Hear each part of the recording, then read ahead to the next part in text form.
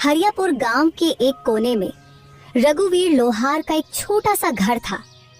उस दिन सुबह सवेरे रघुवीर लोहार अपने औजार लेकर काम पर निकल रहा था। कब तक ऐसा चलेगा रघु?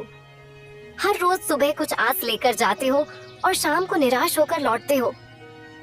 क्या तुम्हें नहीं दिखता कि पूरे गांव में सबसे बुरी हालत हमारी है?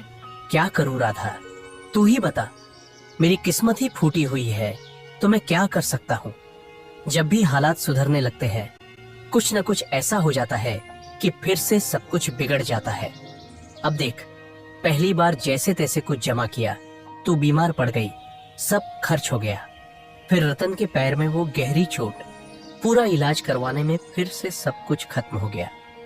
तभी 10 साल का रतन दौड़ता हुआ आया और उसकी मासूम आंखों में भूख थी, पर मन में कुछ कहने की हिम्मत भी।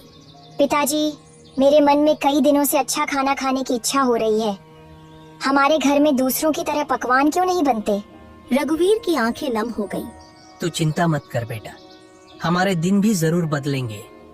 एक वक्त आएगा जब हम लोग दूसरों से भी अच्छे पकवान बनाएंगे। फिर तेरा जो दिल करेगा वही खाएंगे। लेकिन पिताजी, एक बात बोलूं? जब पड़ोस की ताई अम्मा के घर से पकवानों की खुशबू आती है ना, तो मैं तो खींचा चला जाता हूँ। एक दिन चला भी गया था, लेकिन उन्होंने मुझे देखते ही खाना छुपा लिया और कहा, यहाँ मत आ, भाग जा यहाँ से। तो मैं वापस आ गया। राधा की आंखों से आंसू बहने लगे। उसका दिल जैसे किसी ने मसल कर रख दिया हो।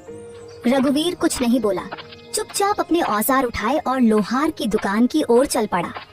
रघुवीर की लोहार की दुकान गांव के चौराहे पर थी।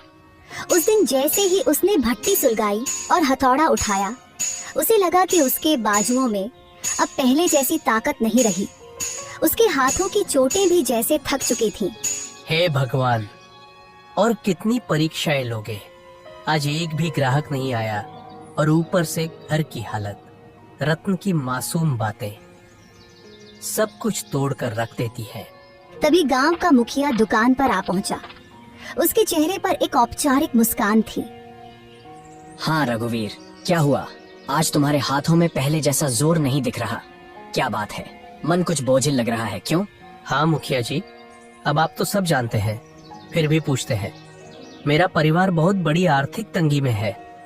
मेहनत तो बहुत करता हूँ, लेकिन हाथों में किस्मत नहीं है। मुखिया